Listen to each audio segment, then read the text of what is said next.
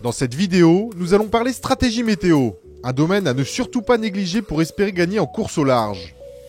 Pour établir une stratégie, il faut faire ce que l'on appelle des routages. Un routage consiste à calculer la route optimale entre un point A et un point B. Par exemple entre Le Havre et Salvador de Bahia dans le cas de la Transat Jacques Vabre. Et pour cela, il faut tenir compte de plusieurs facteurs comme la direction du vent, sa force, le sens des courants ou encore l'état de la mer. Et on les trouve où ces données ? Eh bien dans les fichiers GRIB. Les fichiers GRIB, c'est vraiment ce qui va nous permettre d'élaborer notre route.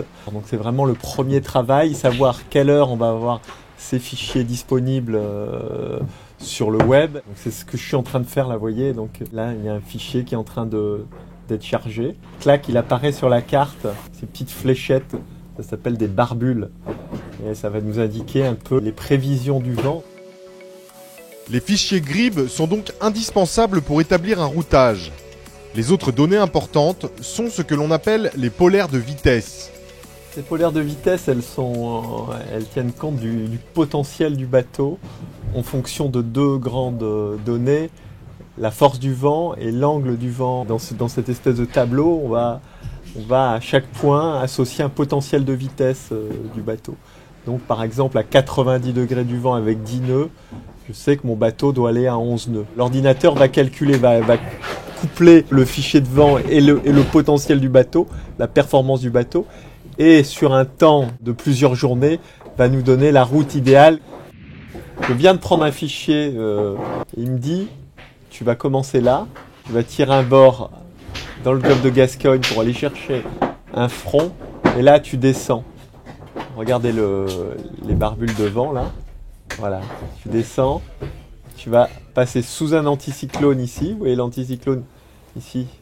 Notre œil de navigateur, notre expérience va nous dire, bon, est-ce que c'est qu'une route crédible? Est-ce qu'elle est intéressante? L'ordinateur, pour faire simple, n'a pas toujours raison. Voilà.